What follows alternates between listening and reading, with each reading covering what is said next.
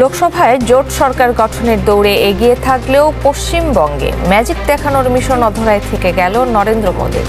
বাংলার মানুষের সমর্থন আদায়ে দফায় দফায় চালানো প্রচারণা, রোড শো ও প্রতিশ্রুতির ফুলঝুরি কোনো কিছুই কাজে লাগেনি। ভোটের মাঠে বাজিমাত করে ফের রাজ্যের দখল নিচ্ছে 2 দফার মুখ্যমন্ত্রী মমতা বন্দ্যোপাধ্যায়। লোকসভার নির্বাচন ঘিরে দফায় দফায় পশ্চিমবঙ্গ সফর করেছেন নরেন্দ্র মোদী, অমিত শাহ, জেপি নাড্ডারা। ঝড় তুলেছেন প্রচারে, করেছেন জমকালো রোড শো। এতে তৃণমূলের ঘাঁটিতে ভাটার সংখ্যাও তৈরি হয়। পশ্চিমবঙ্গে অন্য যে কোনো বারের চেয়ে এবার বেশি আসন পাওয়ার গুঞ্জনও ছড়িয়ে দেয়। আসসালামু আলাইকুম প্রিয় দর্শক, ফাইনালি চলে আসলাম আপডেট ও গুরুত্বপূর্ণ কিছু নিউজ নিয়ে আপনাদের মাঝে। প্রিয় দর্শক, অবশ্যই ভিডিওটি শেষ অবধি দেখবেন। দর্শক, আপনাদের কাছে ছোট্ট একটি অনুরোধ, দেশ এবং দেশের বাইরে হলে কমেন্ট বক্সে লিখে জানিয়ে দেবেন, আর চ্যানেলে নতুন হলে সাবস্ক্রাইব করে পাশে থাকা বেল বাটনটি অবশ্যই অল করে দেবেন, কারণ পরবর্তী আপডেট নিউজ সবার আগে পাওয়ার জন্য প্রিয় দর্শক আর অবশ্যই একটি লাইক দেবেন। আসসালামু আলাইকুম দর্শক, ভারতের রাজনীতিতে কংগ্রেস প্রায় নিঃশেষ হয়ে যাচ্ছে। বিজেপির প্রবল গ্রাসে কংগ্রেস একেবারেই তছনছ বা মাটিতে মিশে গিয়েছিল। সত্যিই তাই, এর আগের দুটি নির্বাচনের ফলাফল সেটি প্রমাণ করে। এমনকি তারা বিরোধী দলের মর্যাদা পর্যন্ত হারিয়েছে। এই কংগ্রেস সেই কংগ্রেস নাটকীয়ভাবে উত্থানের এমন একটি দৃষ্টান্ত উত্তরপ্রদেশে ঘটেছে, যেটা ছিল একেবারে ঘাঁটি বলা যায়, সংখ্যাগরিষ্ঠ আসন বিজেপির। সেখানে হানা দিয়েছে কংগ্রেস এবং তার সাথে ছিল সমাজবাদী পার্টি। এই দুই পার্টি মিলে সেখানে তারা অভাবনীয় সাফল্য দেখিয়েছে। এই নির্বাচনে ভারতের উত্তরপ্রদেশে লোকসভা নির্বাচনে চমক দেখাতে যাচ্ছে কংগ্রেস নেতৃত্বাধীন ইন্ডিয়া জোট। রাজ্যের 80টি লোকসভা আসনের মধ্যে এখন পর্যন্ত 45টিতে এগিয়ে আছে, এবং যতগুলো রাজ্যের রয়েছে তার মধ্যে সবচেয়ে বড় রাজ্য, এবং বলা হয় যে উত্তরপ্রদেশে যে ভালো করবে ক্ষমতার মসনদে যাবে সে। যদিও সেটি হয়নি, কেননা বিভিন্ন ছেটা ফোটা বিভিন্ন পকেট থেকে অনেকগুলো আসন পেয়েছে বিজেপি, যার কারণে তারা সংখ্যাগরিষ্ঠতা পায়নি ক্ষমতায় যাওয়ার মতন একক সংখ্যাগরিষ্ঠতা। অন্য দুটি দলকে সাথে নিয়ে তাদেরকে যেতে হবে, আর ওই দুটি দল যদি বেঁকে বসে তাহলে কিন্তু সর্বনাশ, অর্থাৎ মানে বিজেপি যে কোনো সময় ক্ষমতা হারাবে। তো এইরকম সংকটজনক অবস্থায় আছে। যাই হোক, এখানে রাজ্যের যেই 80টি আসনের মধ্যে এখন পর্যন্ত 45টিতে এগিয়ে আছে তারা। গত নির্বাচনে সেখানে সংখ্যাগরিষ্ঠ আসন নিজেদের দখলে রেখেছিল ক্ষমতাসীন বিজেপি। এবার রাজ্যটিতে দলটির বিরোধী পক্ষের এগিয়ে থাকার পেছনে কয়েকটি কারণকে মুখ্য হিসেবে দেখা হচ্ছে। বিজেপি শাসিত উত্তরপ্রদেশে প্রধান বিরোধী দল সমাজবাদী পার্টি এবারের লোকসভা নির্বাচনে ইন্ডিয়া জোটের হয়ে 37টি আসনে এগিয়ে রয়েছে দলটি। বিজেপি শাসন করছিল সেখানে ইন্ডিয়া জোট, কংগ্রেস নেতৃত্বাধীন ইন্ডিয়া জোট 37টি আসনে এগিয়ে রয়েছে। এই অগ্রগতির পিছনে তাদের একটি কৌশল কাজে দিয়েছে বলে মনে করা হচ্ছে। সেটি হচ্ছে এবার প্রার্থী বাছাইয়ের ক্ষেত্রে যাদবের চেয়ে, অর্থাৎ অন্যান্য অনগ্রসর শ্রেণী বাইরের প্রার্থীদের বেশি গুরুত্ব দিয়েছে সমাজবাদী পার্টি। এবার 5 জন যাদব পার্টিকে মনোনয়ন দিয়েছে সমাজবাদী পার্টি। তারা সবাই দলটির প্রধান অখিলেশ যাদবের পরিবারের সদস্য। যাদব নয়, এমনকি ওবিসি সম্প্রদায়ের প্রার্থীরা মনোনয়ন পেয়েছেন 37টি আসনে। উচ্চ বর্ণের প্রার্থীদের দেওয়া হয়েছে 11টি আসন। দলটি থেকে 4টি আসনে মনোনয়ন পেয়েছেন মুসলিম প্রার্থীরা। এছাড়া সংরক্ষিত আসনে 15 জন দলিত প্রার্থীকে মনোনয়ন দিয়েছে দলটি। 2019 সালের শেষ লোকসভা নির্বাচনে বিএসপি ও এর আরএলডির সঙ্গে জোট করেছিল সমাজবাদী পার্টি। সেবার 80টি আসনের মধ্যে 37টি আসনে প্রতিদ্বন্দ্বিতা করেছিল দলটি। ওই নির্বাচনে 10টি আসনে যাদব প্রার্থীদের মনোনয়ন দেওয়া হয়েছিল। নির্বাচনে মাত্র 5টি আসনে জয় পেয়েছিল সমাজবাদী পার্টি। বিএসপি পেয়েছিল 10টি আসন, আর বিজেপি 62টি আসনে নিজেদের দখলে রেখেছিল।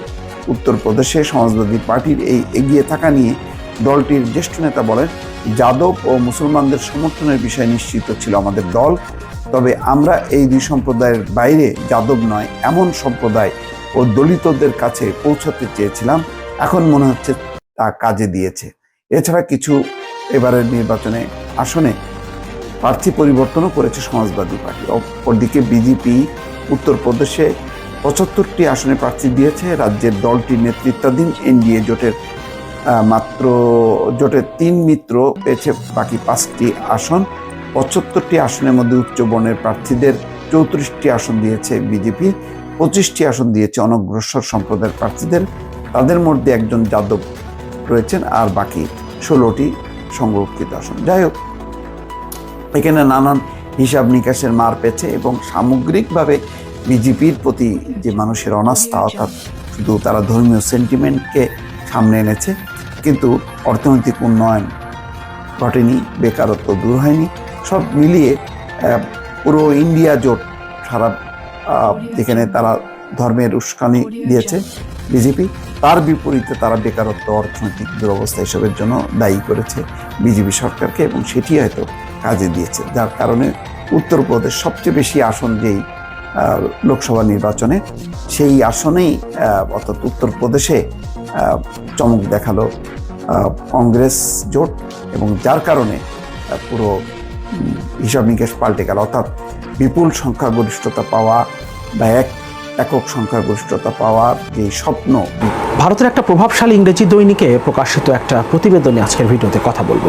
7 জানুয়ারি নির্বাচনের আগে ভারতের বিভিন্ন গণমাধ্যমে সাংবাদিক, কলামিস্ট, থিঙ্ক ট্যাঙ্করা বাংলাদেশের নির্বাচন নিয়ে, বাংলাদেশের রাজনীতি নিয়ে কলাম লিখেছেন, তাদের মতামত লিখেছেন, বিভিন্ন সময় প্রতিবেদন প্রকাশিত হয়েছে, এবং প্রত্যেকটা জায়গায় এই থিঙ্ক ট্যাঙ্করা, কলামিস্টরা কিংবা কখনো কখনো কোনো রাজনীতিবিদও দু একটা সময় বিভিন্ন পত্রিকায় দেওয়া সাক্ষাৎকারে একটা কথা বলার চেষ্টা করেছেন, বাংলাদেশে গণতন্ত্র, মানবাধিকার অনেকটা কম্প্রোমাইজড, এবং শেখ হাসিনা সরকারের নানান সমালোচনা তারা করেছেন, কিন্তু সমালোচনার শেষে এসে তারা কনক্লুশন টেনেছেন কিন্তু ভারতের নিরাপত্তার স্বার্থে আওয়ামী লীগকেই ক্ষমতায় থাকতে হবে, শেখ হাসিনাকেই সমর্থন দিতে হবে। শেষ পর্যন্ত তারা কনক্লুশনটা এটা টেনেছেন যে যত সমস্যা আছে, গণতন্ত্র, মানবাধিকার, মত প্রকাশের স্বাধীনতা, এই সব কিছু যে বাংলাদেশে কম্প্রোমাইজড হয়েছে, সেগুলো নিয়ে শেখ হাসিনা সরকারকেই কাজ করতে হবে। অন্য কোনো অপশন বাংলাদেশে যদি ক্ষমতায় চলে আসে, তাহলে সেটা ভারতের নিরাপত্তার জন্য হুমকি হিসেবে দেখা দেবে। এটাই আসলে ম্যাক্সিমাম ক্ষেত্রে কনক্লুশন রয়েছেন। এর ব্যতিক্রমও দু একটা কলাম, দু একটা মতামত আমরা পেয়েছি ভারতের গণমাধ্যমে সে সময়, কিন্তু ম্যাক্সিমামই আসলে এই মতামতই ছিল। কিন্তু এখন নির্বাচনটা শেষ হয়ে যাওয়ার পর আওয়ামী লীগ যখন ক্ষমতা আবারও দখল করলো, তারপর আওয়ামী লীগ কিন্তু সেই জায়গাটাতে নাই, এবং ভারত আস্তে আস্তে সেটা রিয়েলাইজ করতে শুরু করেছে। যদিও বাংলাদেশের নির্বাচনটা শেষ হবার সাথে সাথেই ভারতের লোকসভা নির্বাচনের একটা দামামা বেজে উঠেছিল, ফলে এদিকে খুব একটা নজর ভারতের ক্ষমতাসীনরা কিংবা ভারতে যারা এগুলো নিয়ে কাজ করেন, ভারতের নিরাপত্তা নিয়ে যারা কাজ করেন, তারা হয়তো বা এদিকে এতটা নজর দিতে পারেনি। কিন্তু ভেতরে ভেতরে ভারত এই নির্বাচনে, অর্থাৎ 7 জানুয়ারির নির্বাচনে আওয়ামী লীগকে সমর্থন দেওয়ার মধ্য দিয়ে যে আগুনে ঝাঁপ দিয়েছে, সেটা এখন তারা আস্তে আস্তে রিয়েলাইজ করতে শুরু করেছে, এবং সামনের দিনে যখন তারা সিরিয়াসলি ব্যাপারটা দেখবে, তখন তারা বুঝতে পারবে কত বড় ভুল তারা করেছে। আরেকটা কথা বলি, আমার এই চ্যানেলে বেশ কয়েকটা ভিডিওতে নির্বাচনের পরেও আমি বলেছি, এই সরকার, অর্থাৎ 7 জানুয়ারি নির্বাচনের মধ্য দিয়ে গঠিত সরকার সবচেয়ে বড় বিপদে পড়বে চীন এবং ভারতের মধ্যে ব্যালেন্স করতে গিয়ে। এবং এই দফায় 2014 সালে, 2018 সালে 2 দফায় তারা সরকার গঠন করে টিকে গিয়েছিল এবং চীন এবং ভারতের মধ্যে ব্যালেন্স করতে পেরেছিল, কিন্তু এই দফায় তারা এই ব্যালেন্সটা করতে পারবে না, কারণ পরিস্থিতি আর সেই জায়গাটাতে নাই।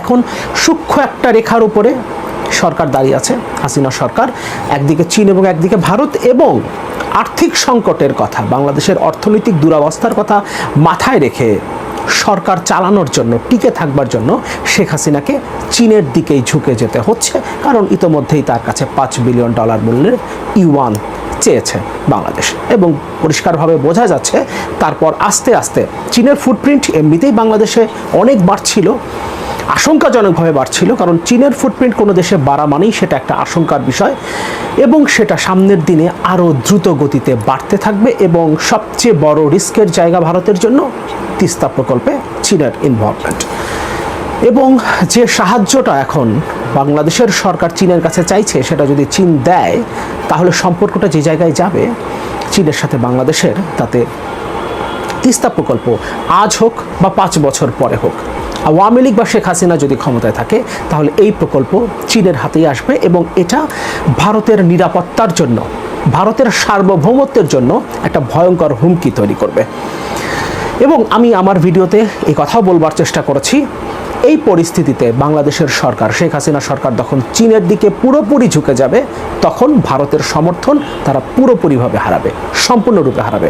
এখনও ভারত দোদুল্যমান অবস্থায় আছে। আমরা নির্বাচনের আগে দেখেছি তারা মুখে কিন্তু কোনো কথা বলেনি। 2014 সালে 2018 সালে তাদের অবস্থান ছিল পরিষ্কার, তারা স্পষ্টভাবে আওয়ামী লীগের পক্ষে তাদের অবস্থান জানান দিয়েছিল। কিন্তু এবারের নির্বাচনের আগে কিন্তু তারা পরিষ্কারভাবে সেই জানানটা দেয় নাই, যেভাবে পরিষ্কারভাবে চীন এবং রাশিয়া সরকারের পক্ষে অবস্থান নিয়েছিল। তারা ভেতরে ভেতরে কাজটা করেছে, সমর্থন দিয়েছে আওয়ামী লীগকে, আবারও ক্ষমতায় রাখতে সহযোগিতা করেছে, কিন্তু তাদের ভেতরে দোদুল্যমানতা ছিল। এবং এইবার যখন চীনের দিকে পুরোপুরিভাবে ঝুঁকে যাচ্ছে হাসিনা সরকার, অর্থনৈতিক সংকটের কথাটাকে মাথায় রেখে তখন পুরোপুরিভাবে ভারত আওয়ামী লীগ সরকারের উপর থেকে সমর্থন তুলে নেবে এবং সেটাই হবে এই সরকারের পতনের প্রথম ধ্বনি। রিপোর্টটা একটু দেখি।